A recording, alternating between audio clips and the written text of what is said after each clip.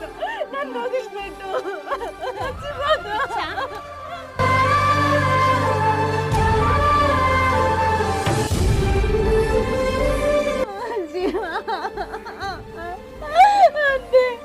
నేను బతికి వేస్ట్. పిచ్చి పిచ్చి చేయద్దు, చాలా పరిష్కారమా? అంతే, నేను బతుక. పిచ్చి పిచ్చి చేయద్దు. అన్న గట్లానే అంటున్నాడు, వెళ్దాం, మా ఇంటికి వెళ్దాం నాడు.